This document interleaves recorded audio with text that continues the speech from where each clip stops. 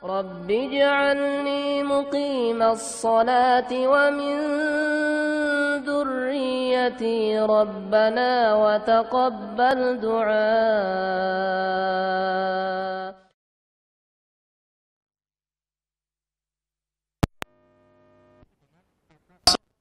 Majalis. Jadi kalau suatu saat ada orang yang datang, ternyata dia nggak dapat tempat, ini sudah penuh, bisanya cuma ngempet, ya. Orang lain itu harus merapat satu sama lain supaya ada celah, sehingga orang bisa duduk di situ. Nah, orang yang merapat ini, yang memberikan kelapangan ini yang disebut dengan at-tafassuh bil majalis, yang Allah Subhanahu wa taala menjelaskan di dalam surat Al-Mujadilah ayat yang ke-11. Ini permasalahan at-tafassuh bil majalis. Allah Subhanahu wa taala berfirman, "Ya ayyuhalladzina amanu idza qila lakum tafassahu fil majalisi fafsahu yafsahillahu lakum wa idza qila anshuzu fanshuzu yarfa'illahu alladzina amanu minkum walladzina utul ilma darajat." Al-ayat. Yang artinya, ya ayyuhalladzina amanu, hai orang-orang yang beriman, idza qila lakum tafassahu fil majalis, jika dikatakan kepada kalian berlapang-lapanglah di majlis-majlis. Ini, jika dikatakan kepada kalian berlapang-lapanglah di majlis-majlis, fafsahu, kata Allah, maka bersikap lapanglah. Artinya berlapang-lapanglah kalian. Kenapa? Yafsahillahu lakum, karena Allah akan melapangkan urusan kalian. Wa idza qila anshuzu fanshuzu, jika dikatakan berdirilah kalian, maka berdirilah. Ini ayat yang menjelaskan tentang masalah tafassuh di sini. Yang dimaksud at-tafassuh menurut bahasa adalah at-tausi'ah, memberikan kelapangan. Jadi ketika ada seorang yang masuk ke majelis, ya, lalu dia berusaha mendapatkannya, tapi ternyata tidak ada tempat baginya, maka orang yang berada di majelis itu agar merapat, ya, satu sama lain supaya bisa memberikan tempat bagi orang tersebut. Kenapa? Ya. Ketika orang datang ke majelis tidak ada tempat, itu kira-kira bagaimana? Kita itu kalau datang ke majelis, duh, penuh ini, padahal sudah berusaha maju, ternyata nggak ada tempat. Ini sudah berusaha maju, dia cuma berdiri, lihat sana sini, nggak ada tempat. Kira-kira kalau kita itu seperti itu, kita itu jadi ragu-ragu, bimbang, duh, ini ada tempat apa enggak ya? Atau bahkan kadang orang punya perasaan takut, atau minimal dia malu dilihatin orang, kan gitu. Ya kalau mungkin bagian belakang tidak masalah, kalau dia sudah berusaha maju, barangkali ada celah, nah, ternyata tidak bisa duduk, kecuali orang yang tadi di sampingnya ada celah, dia merapat ke yang lain. Nah, makanya ketika dia datang, kok ternyata orang yang di sampingnya ada celah, dia cuma diam saja, nggak mau bergeser. Apa yang terjadi? Orang ini jadi bingung, orang ini juga mungkin merasa takut, dan minimal tadi dia malu. Kenapa? Sudah maju nggak ada tempat. Sehingga kalau kita sebagai orang yang bermajelis, di samping kita ada yang lapang, maka kita bergeser. Yang tadinya ketika kita bersila semuanya terbentang seperti ini, mungkin kadang kita merapatkan, ya, kita rapatkan jadinya agak sedikit, ya, tadinya agak membentang terus dirapatkan, kan jadi ada kelonggaran. Itu yang disebut dengan at-tafassuhu fil majalis.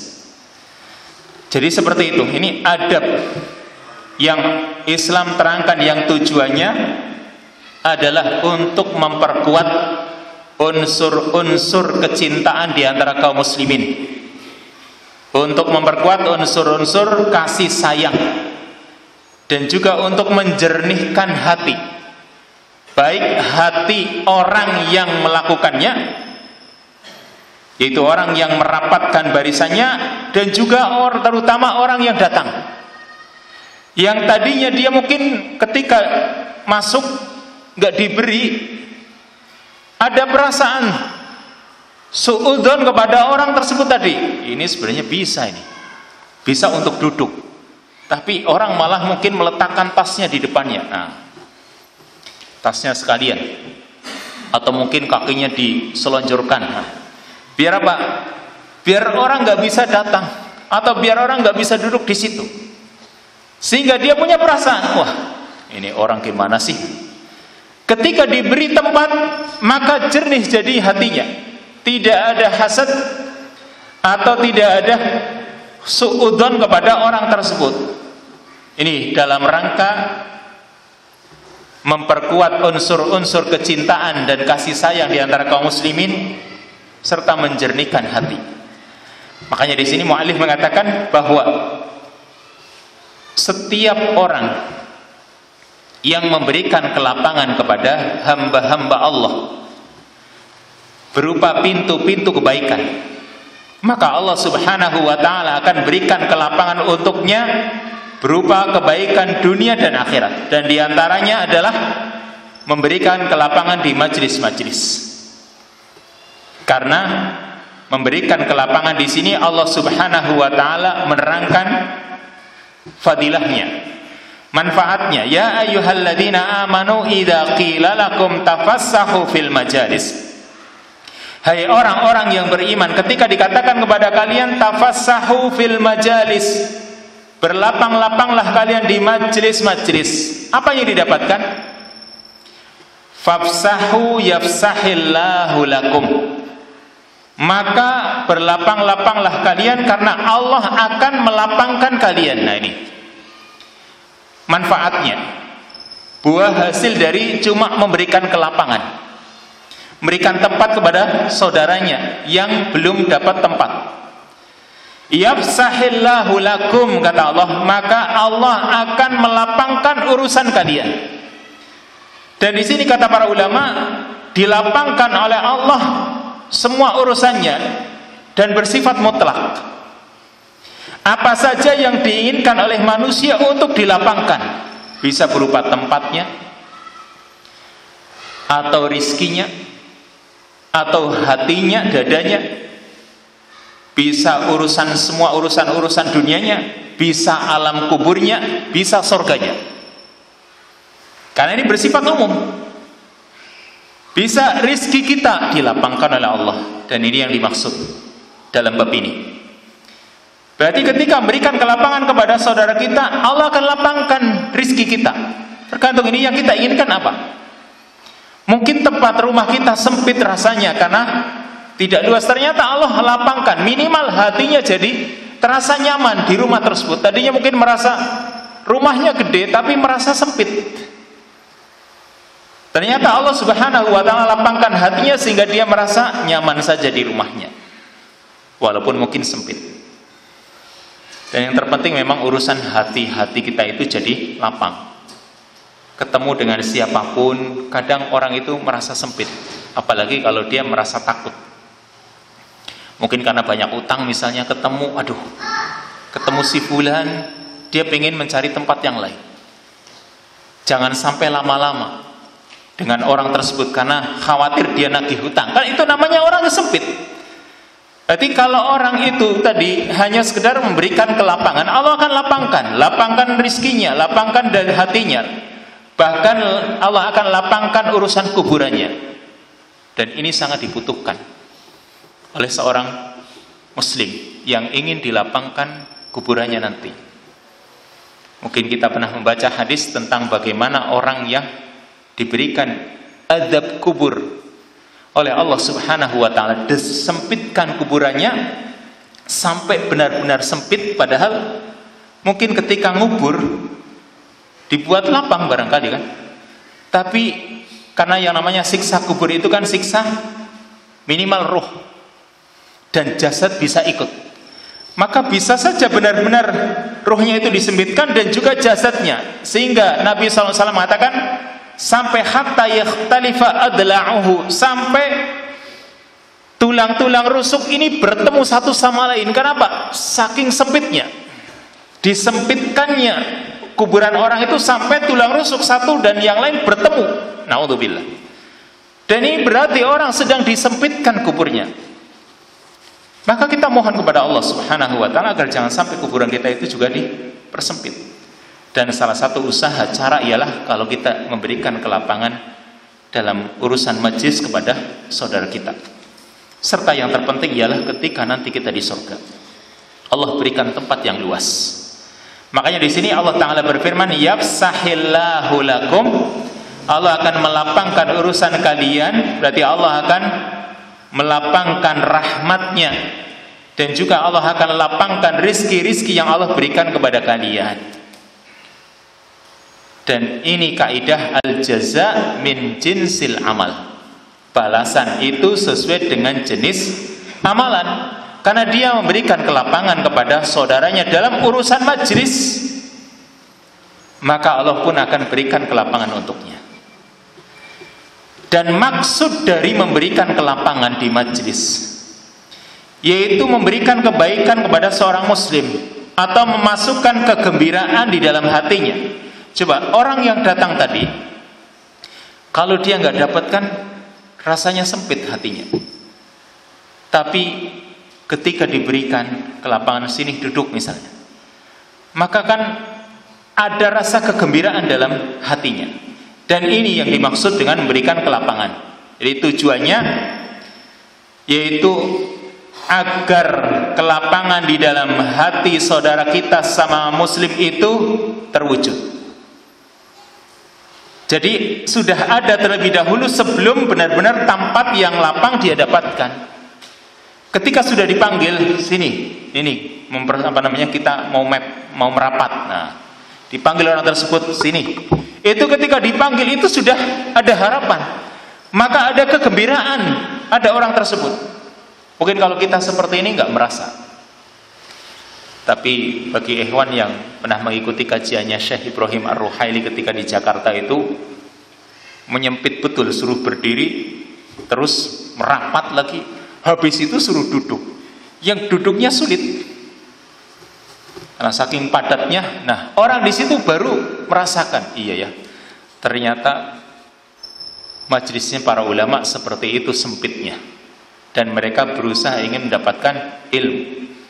Kalau kita alhamdulillah masih lapang, artinya masih ada tempat bagi kita untuk selonjor, masih bisa, terus menyandarkan tubuh di tembok masih nyaman kan gitu. Ngantuk pun nggak kelihatan. Itu suatu kenikmatan besar. Nah, di sini orang itu mendapatkan kelapangan di hatinya sebelum dia dapatkan kelapangan di majelis yang dia dapati. Ketika hati itu disambut, sini ini ya, dipanggil, itu kan sudah terasa lapang, ada sambutan. Apalagi kalau benar-benar disambut dengan kecintaan, begitu duduk langsung diajak bicara dari mana dan sebagainya, terus lalu kenalan dan sebagainya, ini malah bertambah, semakin bertambah kecintaan. Ya, makanya Allah Subhanahu wa taala akan memberikan kelapangan kepada orang yang tadi telah memberikan kelapangan untuk saudaranya di majlis tersebut. Dan tadi kaidah al-jaza min jinsil amal. Balasan itu sesuai dengan jenis amalan. Orang yang berikan kelapangan kepada manusia, maka Allah akan lapangkan urusannya. Dan mungkin ada pertanyaan di sini. Orang mungkin bertanya, memberikan kelapangan di majlis itu kan perkara yang ringan, perkara yang kecil, sepele barangkali. Cuma memberikan kelapangan, ya, cuma memberikan kelapangan kepada seorang, sudah saya mau geser, sini maju saya geser. Itu kan cuma perkara yang ringan, perkara yang kecil. Mengapa Allah Subhanahu wa taala berikan pahala yang besar? Memberikan kelapangan di majlis itu perkara yang kecil, tapi Allah Subhanahu wa taala berikan pahala yang besar. Maka alasannya kata para ulama, li annal ajr bi qadri karamihi wa lutfihi. Karena yang namanya pahala itu sesuai dengan kadar kemuliaan orang tersebut atau kedermawanan orang tersebut dan kelembutannya. Artinya memberikan kelapangan bagi orang lain itu dilakukan oleh orang-orang yang punya sifat dermawan. Berarti dalam hati orang tersebut ada sifat kedermawanan dan kelembutan. Ya. Kalau dia mau memberikan kelapangan seperti itu, karena urusan nggak mengurangi harta dia, cuma memberikan tempat seperti itu. Ini kan berarti menunjukkan dia sebenarnya orang yang dermawan, hatinya lembut. Dan yang lebih dominan dalam hal ini adalah keikhlasan. Ketika dia panggil sini, kan dia nggak mengharapkan apa-apa, hanya mengharapkan orang itu supaya bisa dapat tempat, keikhlasan. Dia nggak mengharap bantuan atau pertolongan dari orang tersebut, keikhlasan yang ada. Maka ini yang menjadikan perbuatan memberikan kelapangan ini lebih bernilai, ya. Karena yang namanya pahala, kata para ulama, itu tidak dinilai dari sisi besar kecilnya amalan, tapi pahala itu dinilai dari segi ketakwaan. Makanya Allah Subhanahu wa taala mengatakan, la yanalallaha luhumuha wala dima'uha walakin yanaluhu taqwa minkum. Ketika Allah menerangkan tentang urusan berkurban, bukan masalah kambingnya yang gede, ya, bukan masalah dagingnya yang banyak, tapi yang penting ketakwaan. Orang berusaha karena dia mampu, saya harus melakukan yang terbaik. Dia miskin, mampunya segitu, tidak masalah. Yang penting dia berusaha bertakwa kepada Allah Subhanahu wa taala. Maka yang sampai kepada Allah adalah ketakwaan. Berarti ukurannya di situ adalah ketakwaan, itu yang akan dinilai di sisi Allah Subhanahu wa taala. Begitu juga urusan-urusan yang lain. Berarti karena dari sisi kualitas amalan yang itu merupakan perkara yang muncul dari orang-orang yang memiliki hati yang dermawan tadi, urusan bermajlis. Makanya bisa saja 1 rupiah sedekah yang dikeluarkan bisa mengalahkan 1 juta rupiah. Kalau memang muncul dari siapa, kan itu. Bisa saja, kata Nabi SAW, dinarun sabaqa alfa alfi dinar. 1 dinar bisa mendahului sedekah 1 juta dinar. Maka tergantung munculnya dari siapa ini 1 dinar ini. Seperti itu pula dalam memberikan majlis, dalam memberikan kelapangan di majlis. Kalau memang dia ketika memberikan atau memanggil orang lain untuk menempati tempatnya karena memang di situ dia ingin mendapatkan keikhlasan atau mendapatkan keridhaan Allah Subhanahu wa taala, pahalanya pun besar, sehingga Allah Subhanahu wa taala katakan yafsahillahu lakum. Allah akan berikan kelapangan untuk kalian dalam segala urusan. Dan Nabi sallallahu alaihi wasallam juga bersabda, rahimallahu rajulan yafsah li akhihi. Semoga Allah Subhanahu wa taala memberikan rahmat kepada seorang yang memberikan kelapangan kepada saudaranya. Ini ya, kalimat yafsahillahu lakum. Kemudian kalimat berikutnya dalam ayat, wa idza qilan syuzu fanshuzu. Dan jika dikatakan berdirilah kalian, maka berdirilah kalian. Ini kalimat berikutnya, di samping tafassahu fil majalis, Allah melanjutkan kalimatnya di dalam surat Al-Mujadilah ayat yang ke-11 tadi, wa idza qilan syuzu fanshuzu. Dan jika dikatakan kepada kalian berdirilah, maka berdirilah kalian. Para mufassirin menafsirkan kalimat idza qilan syuzu, jika dikatakan kepada kalian berdirilah, maksudnya berdirilah untuk sholat, atau berdirilah kalian untuk jihad, dan juga untuk kebaikan-kebaikan lain. Tapi juga ada yang menafsirkan kalimat wa idza qilan syuzu dan kaitannya dengan kalimat sebelumnya tadi, ya, yaitu ketika tempatnya tidak muat. Kalau tadi yang pertama, tafassahu fil majalis, dia masih masuk ke majelis, ada celah, cuma orang harus merapat. Nah sekarang kondisi kedua, ketika benar-benar tempatnya sudah penuh, sudah rapat dan penuh, kira-kira gimana nih? Tempatnya sudah rapat, orang pada berdatangan, udah penuh. Maka Allah Subhanahu wa ta'ala terangkan di kalimat ini, wa idza qila anshuzu fanshuzu. Ketika dikatakan kepada kalian berdirilah, maka berdirilah. Yaitu ketika tempatnya tidak muat untuk orang-orang yang hadir, padahal sudah berusaha berlapang-lapang tadi. Lalu dikatakan berdirilah, suruh berdiri supaya tempatnya muat. Karena kalau duduk tempatnya nggak muat. Tapi kalau berdiri muat, kira-kira gimana?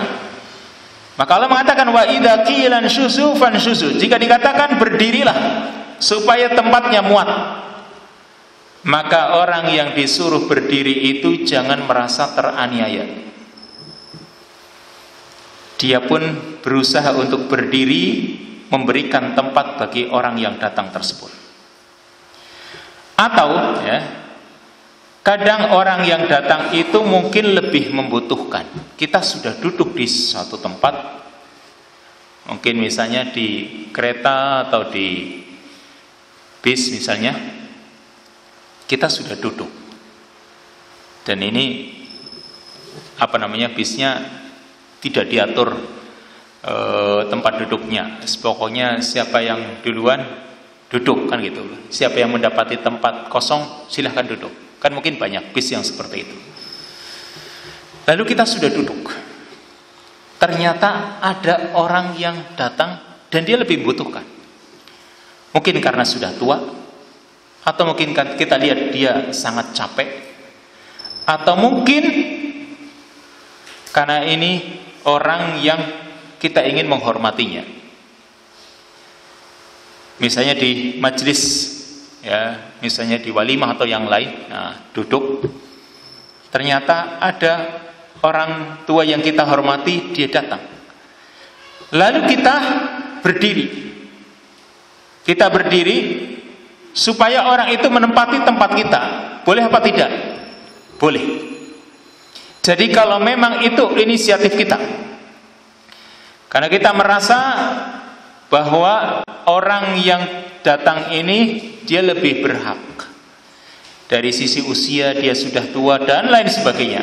Apalagi melihat kondisinya sudah capek, kita berdiri lalu mempersilahkan dia. Maka ini juga masuk ayat ini, wa idza qila anshuzu fanshuzu. Kalau berdiri maka berdirilah. Sebagaimana kalau kita lihat sabab nuzulnya ayat ini, perhatikan sabab nuzulnya ayat yang ke-11 dari surat Al-Mujadilah ini. Itu tadi, ya ayyuhalladzina amanu idza qila lakum tafassahu fil majalisi fafsahu yafsahillahu lakum. Wa idza qila anshuzu fanshuzu. Disebutkan dalam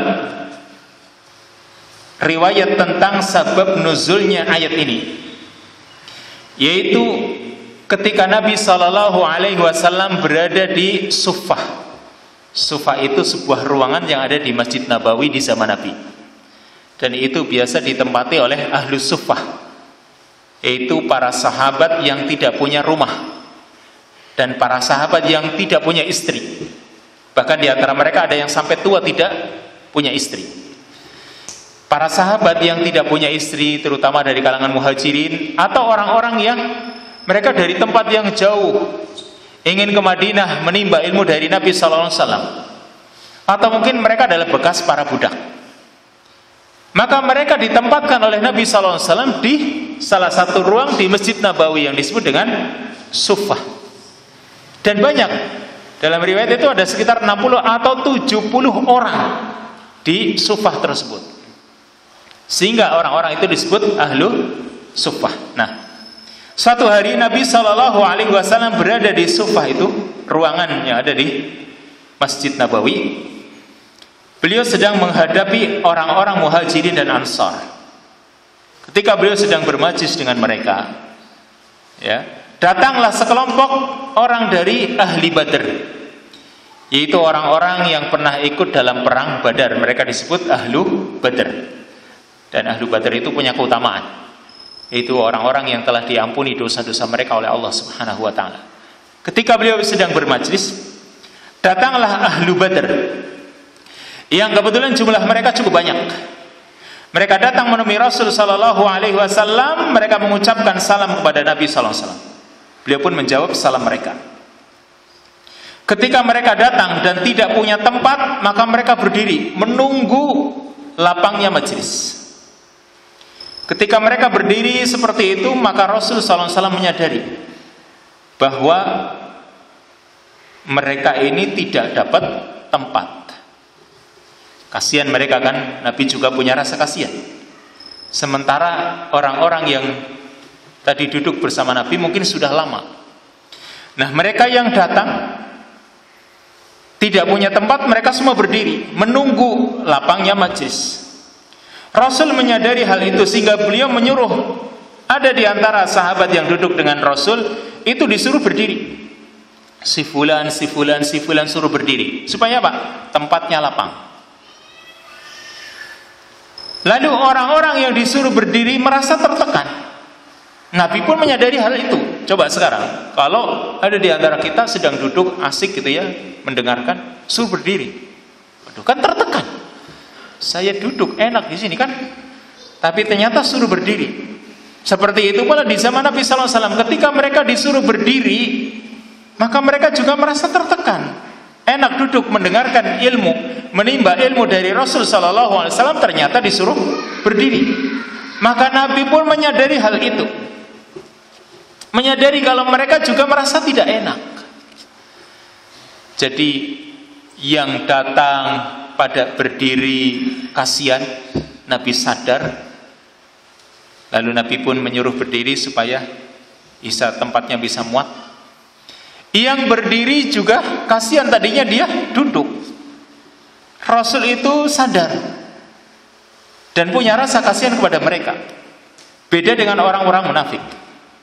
Ketika sahabat yang pada disuruh berdiri, termasuk di antara mereka orang munafik juga yang ikut berdiri, mereka mengatakan atau mereka mencaci Rasul, ya, mana keadilan Muhammad, mana keadilan Rasul sallallahu alaihi wasallam.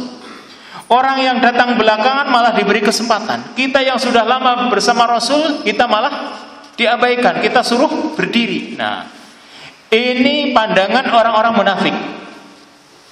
Lalu Rasul pun menyatakan kalimatnya tadi, rahimallahu rajulan yafsah li akhihi. Semoga Allah memberikan rahmatnya kepada seorang yang mau memberikan kelapangan kepada saudaranya. Mendengar kalimat ini, orang yang paham dengan hadis ini, maka dia pun langsung berdiri. Dan para sahabat banyak yang berdiri. Bahkan mungkin semua mereka itu ikut berdiri. Kenapa? Sahabat itu ketika mendengar doa Rasul, rahimallahu rajulan yafsah li akhihi, semoga Allah memberikan rahmat kepada seorang yang mau memberikan kelapangan kepada saudaranya. Mereka sadar, berarti kalau saya berdiri, saya akan dirahmati oleh Allah. Maka para sahabat, begitu Nabi mengatakan hal itu, mereka berdiri. Kenapa? Mereka ingin mendapatkan rahmat dari Allah Subhanahu wa ta'ala. Sehingga orang-orang yang tadi merasa ketika disuruh berdiri mungkin merasa tidak enak dan lain sebagainya, ya tidak nyaman, maka ketika mendengar sabda Nabi ini mereka langsung tenang. Sehingga turunlah ayat ini.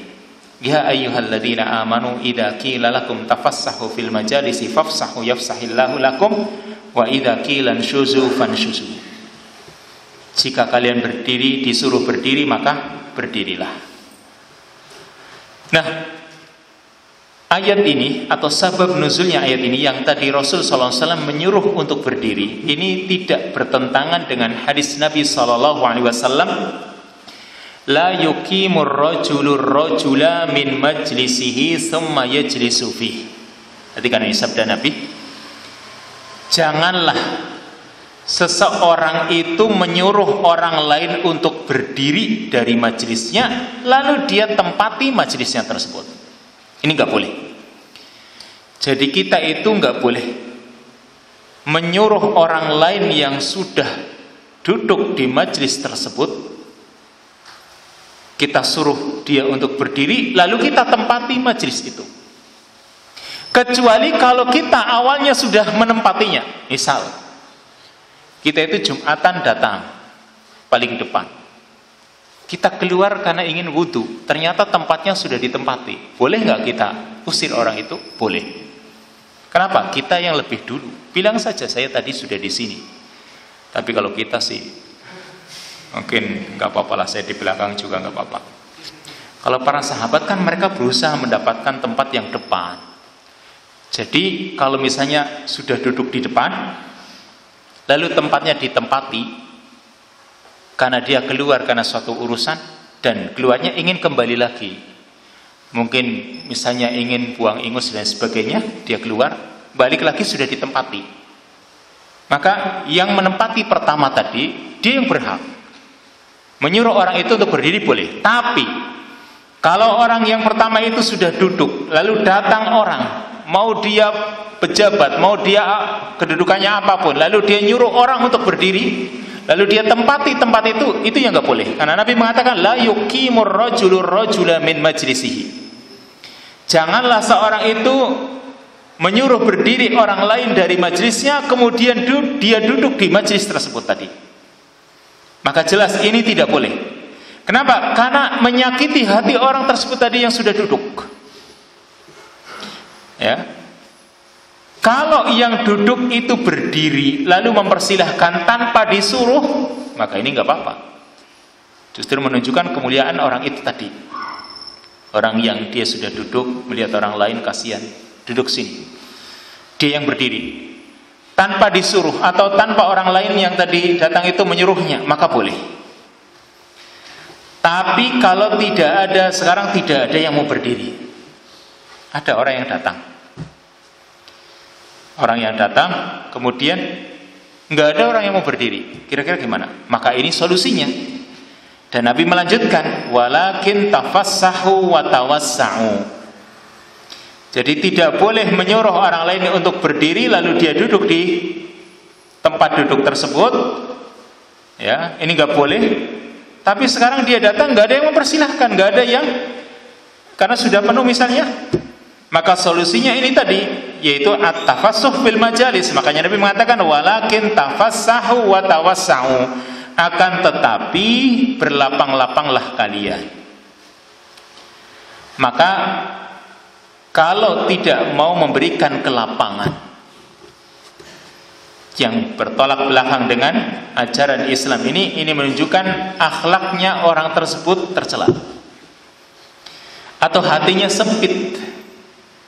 Sekarang tadi contohnya, ya, sebenarnya ada tempat di depan kita, kita maju sedikit juga bisa, cuma pura-pura biar nggak ada orang yang menempati tempatnya, tasnya taruh di depan, gede sekalian, baca kitab sekalian, atau kakinya diselonjorin biar orang itu ketika datang nggak bisa menempati tempat kita. Maka berarti hatinya sempit. Atau orang yang seperti ini orang yang egois, orang yang tidak peduli dengan orang lain. Berarti perlu membaca ayat ini, perlu memahami ayat ini supaya hatinya bersih, ya, supaya hatinya bersih, sehingga Allah Subhanahu wa Ta'ala pun berikan kelapangan dalam hatinya. Dan kemarin ada asar dari Umar bin Khattab yang sudah kita baca. Nih, ketika kita membahas tentang masalah salam, ada asar dari Umar bin Khattab yang beliau mengatakan salasun yasfina wudda akhik an tusallim alaihi idza laqitahu wa tuwassi'a lahu fil majlis wa tad'uhu bi ahabbi asma'ihi ilaih. 3 perkara yang menjadikan bersih kecintaan saudaramu. Artinya 3 perkara itu jika kamu lakukan, kecintaan saudaramu kepada dirimu itu akan menjadi bersih. Yaitu antusallim alaihi idza laqitahu, agar kamu mengucapkan salam kepadanya ketika kamu berjumpa dengannya. Lalu yang kedua yang ini sedang dibahas, wa tuwassi'a lahu fil majlis, agar kamu memberikan kelapangan untuknya di majlis. Ternyata kalau kita memberikan kelapangan tadi, hati orang yang mendapatkan tempat itu jadi bersih. Kepada kita, kecintaannya kepada kita pun jadi tumbuh. Ternyata orang ini tidak egois, kan gitu. Ketika dia mendapati tempat, ternyata orang ini tidak egois. Ternyata orang ini orang yang baik, sehingga kecintaannya benar-benar tulus. Serta yang ketiga, wadada'uhu bi ahabbi asma'ihi, kamu memanggilnya dengan nama yang paling disukainya. Dan ini sudah kita terangkan kemarin. Jadi inilah yang dimaksud dalam bab as-sadis wal ishrun, kunci yang ke-26, yaitu memberikan kelapangan di majlis perkara yang ringan. Cuma bergeser, cuma mungkin sekedar melapangkan majlis untuk orang lain menempatinya, seperti itu ternyata itu menjadi salah satu kunci pembuka pintu rizki. Alasannya karena Allah akan melapangkan segala urusannya. Karena bersifat umum di sini, berarti segala urusan kita, termasuk rizki kita, segala urusan-urusan dunia kita, dan juga nanti di alam kubur kita, di surga kita, Allah Subhanahu wa ta'ala berikan kelapangan. Ini kunci yang ke-26. Dan kunci yang ke-27 yaitu al-istiqamah, tentang istiqamah. Jadi demikian permasalahan memberikan kelapangan di majlis. Dan banyak sekali adab-adab dalam bermajlis. Termasuk ya, adab-adab di majlis itu tadi tidak boleh melewati pundak-pundak orang, terutama di hari Jumat, karena itu termasuk bentuk lagho. Gak boleh itu. Kalau Jumatan ya kita itu melewati pundak-pundak orang. Kemudian juga ketika di majlis ada adab-adabnya yang insya Allah itu perkara yang cukup banyak. Termasuk adab terakhir dalam majlis, yaitu ketika kita itu sudah selesai dari majlis, maka kita membaca doa kafaratul majlis. Subhanakallahumma bihamdika asyhadu an la ilaha illa anta astaghfiruka wa atubu ilaik. Assalamualaikum warahmatullahi wabarakatuh.